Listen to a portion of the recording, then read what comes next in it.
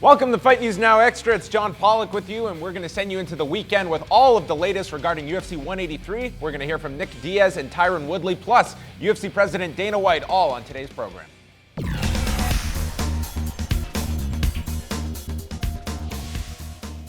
Nick Diaz arrived in Las Vegas this past Wednesday after missing a pair of flights out of Sacramento, and with the late arrival also missed Wednesday's open workout.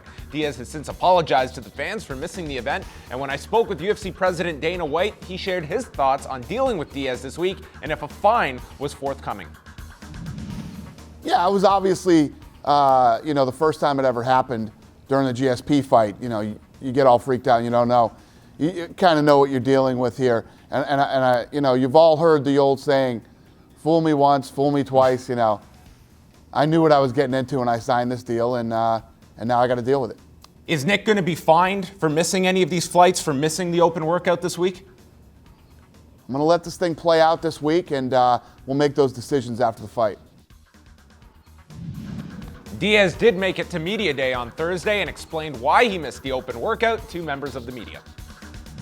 I apologize to all the fans, especially the ones that were here to see an open workout. I didn't really put too much thought into it. I was just more focused on the fight. I'm not trying to rush anything for anybody. I'm like, I got a deadline. I know what that is. That's come make weight on Friday. Come fight on Saturday. I do the best I can. Put on a show for fans. Fight for fans. Come in 100% for fans. And if I'm going to do that, the best of my capability, I'm going to take as much room as I can do that. I've pulled the same card a couple of times. Just showed up on Wednesday. It's pretty inconsiderate of me. So again, I apologize to all the fans and people who were anticipating, a show on Wednesday. And finally, Ariel Helwani at MMAfighting.com spoke with welterweight Tyron Woodley ahead of Saturday's fight with Kelvin Gastelum at UFC 183. Woodley has spent time at Roufusport in Milwaukee for this camp and looks to build on his big knockout victory over Dong Yun Kim from last August. I don't expect to see the Kelvin that fought Jake Ellenberger coming in Saturday. I expect him to look at me, make some adjustments. I've probably been giving and displaying 50% of what I'm capable of. I'm still growing. When I went to Duke Roufus, great, humble experience. I got so much more to let out, and I think that's what makes me different. That separates me from the rest of the welterweights, that I've managed to be one of the top welterweights in the world in the toughest division in the world, and I'm still cracking the surface of what I can actually do.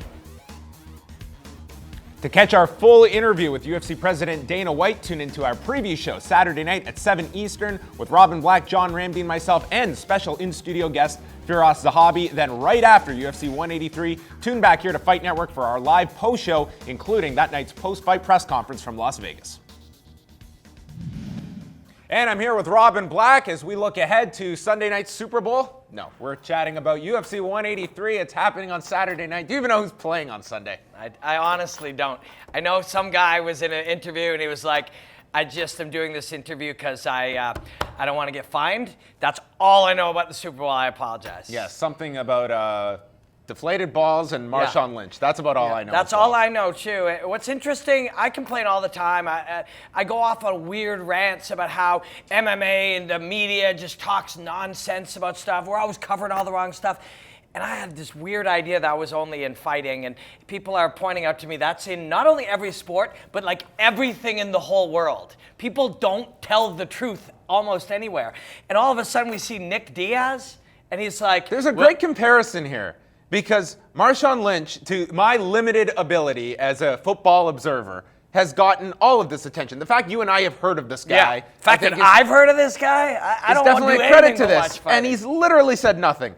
As opposed, Nick Diaz, a guy who doesn't show up, and pointing out the fact this guy received more attention by not appearing at the open workout than any fighter that did. And with Nick Diaz being there in Montreal for that George St. Pierre fight, I can tell you that Nick Diaz was the story of that week and added so much anticipation to that fight, because every day amongst all of us in the media, we didn't know what was going to be the next story for the next day. What was Nick Diaz going to do next? And what was he going to blow off next? It's true.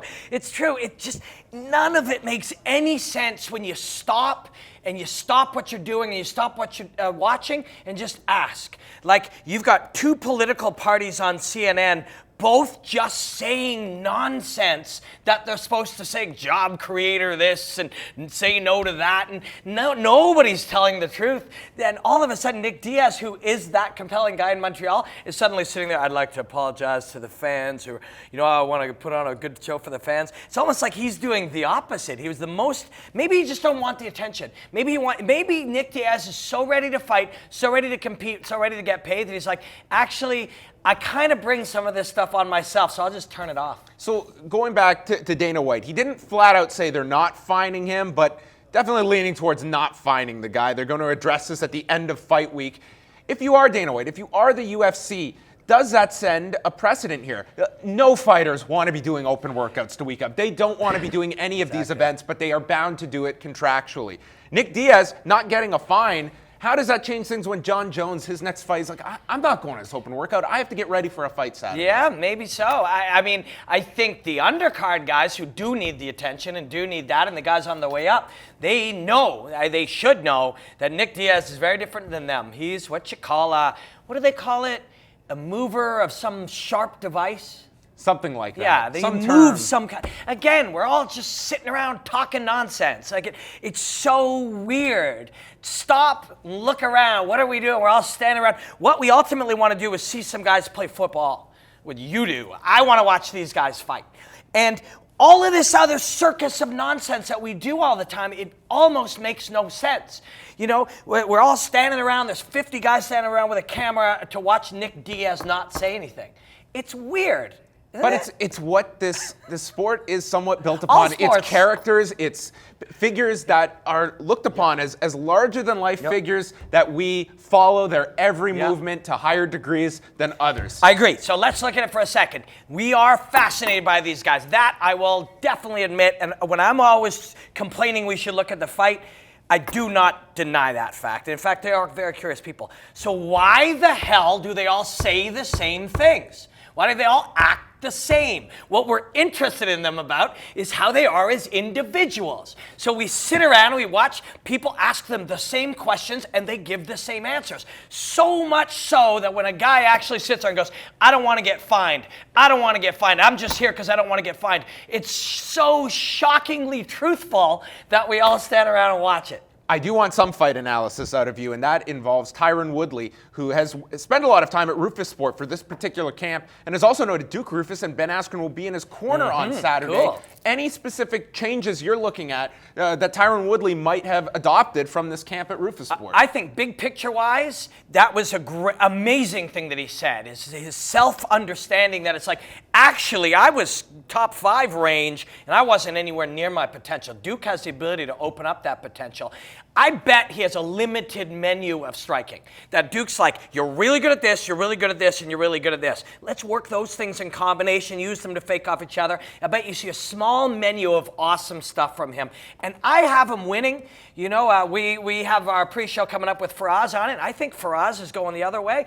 But I have Tyron Woodley winning, possibly only because I believe in Duke, and I think Duke will have a plan. Yes, and we should mention that we will be back on Saturday night. Our live preview show kicks off at 7 Eastern. It'll be myself, Robin Black, John Ramdeen, and our in-studio guest, Firas Zahabi. My full interview with UFC President Dana White, and Robin is going to dissect a card deeper in the undercard that you'll want to tune in to catch. 7 p.m. Eastern, and then we're back right after the main event with our live post show. So keep it locked on Fight Network all weekend long, and we'll chat with you on Saturday night. More Fight News Now Extra is coming your way.